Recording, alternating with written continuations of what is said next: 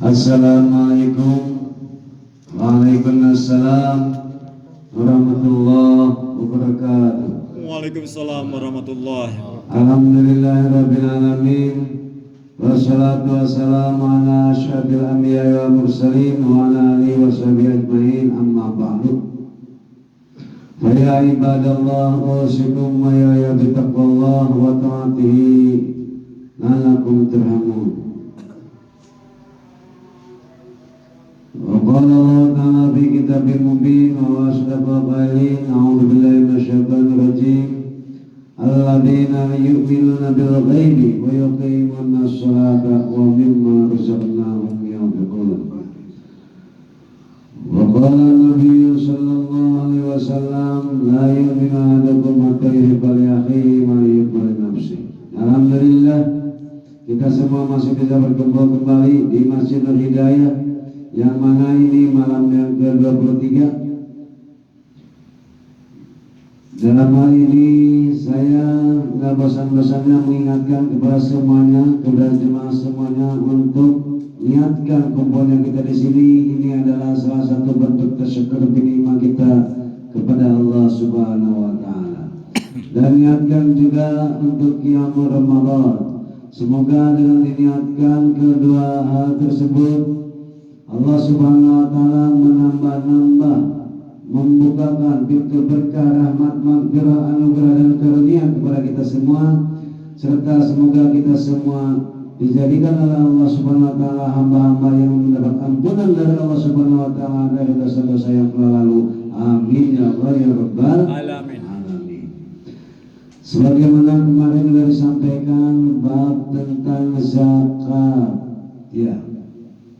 Jadi alladzina yu'minuna bil ghaibi wa yuqimuna sholata wa mimma razaqnahum yunfiqun.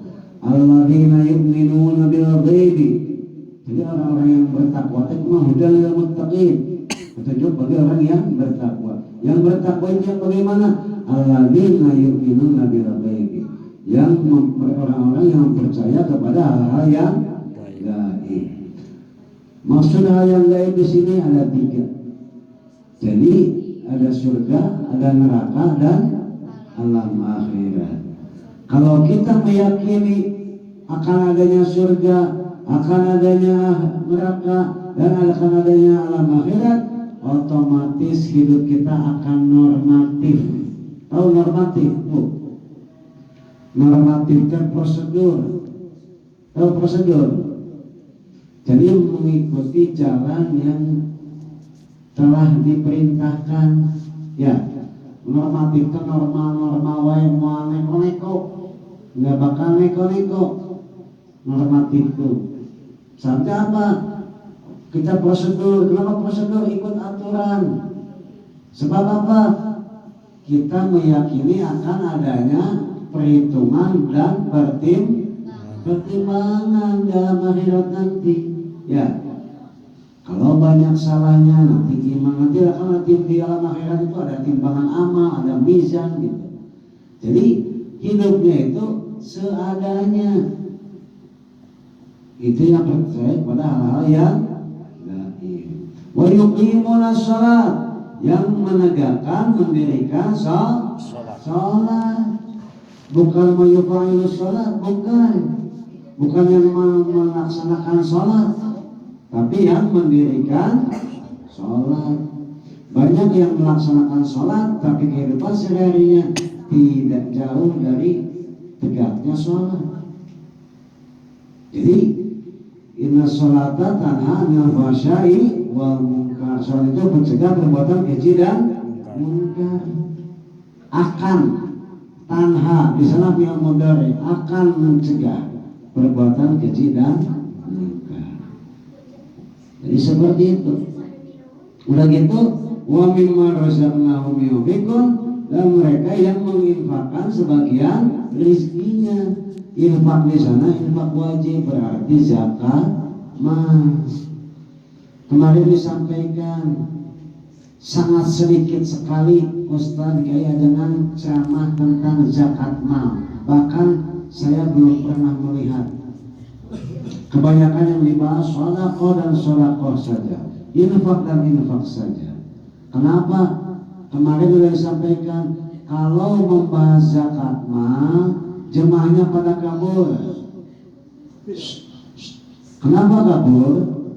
Karena asumsinya itu kalau Ustaz dia dalam menerangkan zakat mah bahasa jemaah itu menyikapinya wah imam Ustaznya pengen dikasih duit.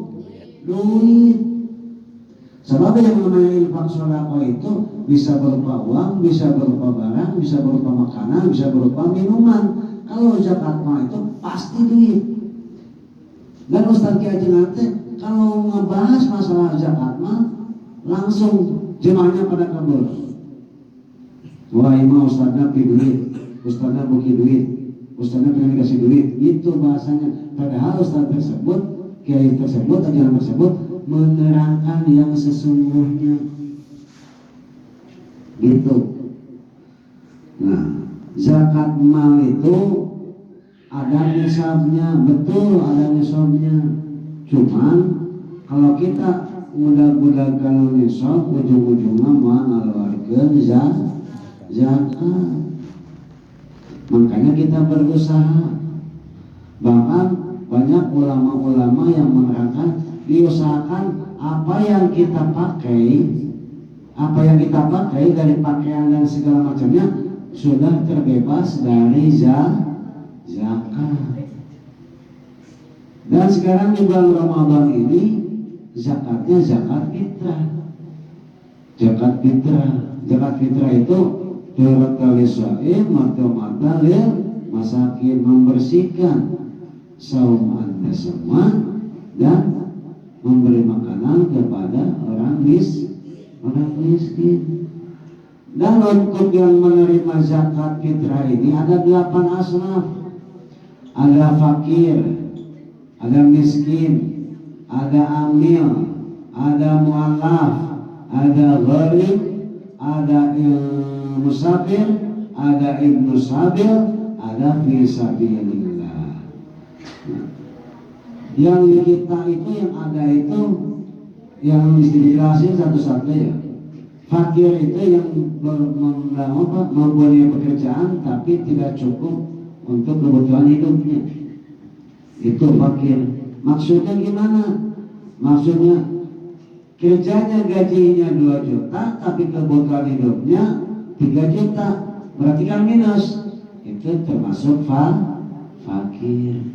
Kalau miskin yang tidak punya pekerjaan sama sekali, yang udah pada tua-tua, ya gitu. Udah gitu, kalau mu'allaf, amil yang mengurusi zakat, yang mengelola. Udah gitu mu'allaf itu orang yang baru masuk Islam. Dari itu baru masuk Islam juga, yang baru, belum bukan yang udah lama, yang masih sebulan gitu ya, yang masih butuh bimbingan sebulan sampai 3 bulanan lah, itu masih bisa dianggap mu'allaf.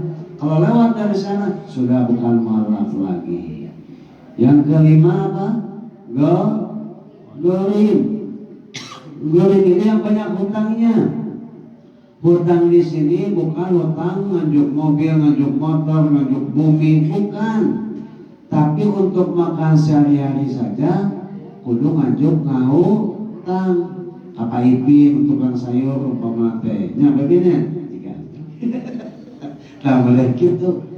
Nah goreng terus gitu nanti udah goreng apalagi musafir di sini bukan punten den safir, bukan yang begitu.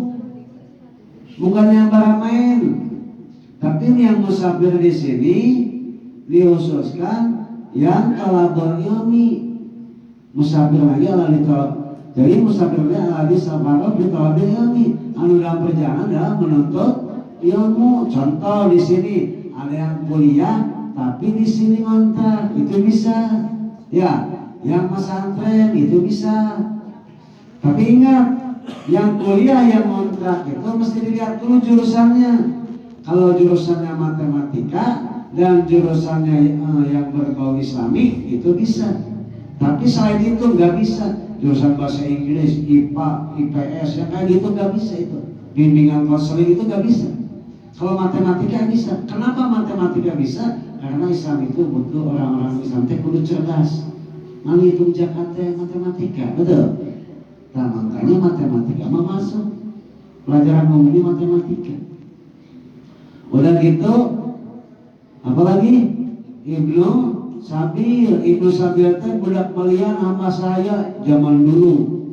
Kalau sekarang tuh menurut hukum kompilasi Islam, jadi Ibnu Sabil itu orang yang membantu. Contoh, suka ada nih di dalam satu rumah, pagi-pagi si A ini membantu ke sana pekerjaan jadi pembantu, sorenya pulang gitu ya.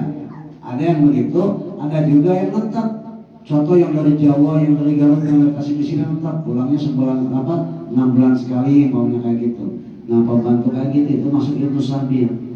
Dan fisabilillah itu orang yang menegakkan agama Allah, ya itu. Jadi yang berat. Cuman untuk yang saat ini yang ada paling fakir miskin, fisabilillah. Ya kalau di lingkungan kita ada yang goreng, bisa masuk goreng juga. Umpamanya ada yang apalagi Ibnu Sabil, ada yang masuk juga, ya. Nah, terus zakat itu bagusnya dikemanain? Bagusnya diserahkannya itu ke yang kita tahu. Oh, itu ahli ibadah, itu sok ibadah, Jadi mulai asal masihkan. Mulai asal ngasih, jangan asal ngasih sembarang orang ngasih, nggak begitu juga. Jadi kalau orang yang tidak menegakkan agama Allah, menjadi antara sholat dan dipasihan zakat, samijen orang teh membiarkan mereka dalam kesesatan. Gitu. Mohon. Sebabnya man tasabbaha biqaumin bahwa minhum. Barang siapa yang mengikuti suatu kaum termasuk golongan mereka. Jadi kalau ayat yang tadi alladzina yu'minuna bil ghaibi wa yuqimuna sholata wa mimma razaqnahum yunfiqun, itu mah tentang zakat mal, ya zakat harta. Dan di momen-momen Ramadan ini juga banyak orang yang ngeluarin zakat fitrah juga, ngeluarin zakat mal juga. Cuma kalau ngeluarin zakat mal diusahakan jangan bikin benteng di lembur saja. Pak Ustadz, bukan deh Pak Ustadz hasilnya usaha di Bandung. Ayo zakat mah dibagikan di lembur wae di dieu teu bisi gitu. Biasa pilih gitu kan. So aya begitu rencana abdi aya. Rencana abdi eta mah orang mana lah aya lah hiji kota gitu nya. Ya teh gitu. Usaha di Bandung, bumi di Bandung. Ayo ngapa bikin zakat mah terus di lemburna di ditu. Pokoknya mati dia itu 120 kiloan lah. Apa itu di lemburna? Cek abdi teh naon gitu di dia teh aya akibatnya naon. Di situ punya benteng, di sini tidak ada benteng gitu. Ya. Makanya kita itu berbagi juga kudu seimbang. Di situ ada dulu di sana lembur boleh, tapi di sini juga ada tetangga. Toh ada apa-apa kita langsung dengan tetangga. Walaupun banyak saudara jauh, tetap tetangga yang bakal ke depan. Ya, maka dari itu kita berusaha untuk berbaik-baik kepada tetangga juga, kepada saudara juga, sahabat, kerabat ya. Jadi intinya di momen ini, di momen Ramadan ini, zakat fitrah banyak orang ingat mengeluarkan. Tapi jangan lupa juga zakat mal ya diingatkan. Bukan apa-apa, untuk maslahat fid dunya ila yaumil qiyamah, untuk kemaslahatan kita juga, kebaikan kita juga ya. Nah, untuk saat ini udah 12-13 menit. Api udah protes 13 menit gitu. Ya udah. Kiranya cukup sekian apa yang saya sampaikan. Mohon maaf atas segala kekurangan sebelumnya. Semoga semua amal ibadah kita, saum kita diterima oleh Allah Subhanahu wa taala.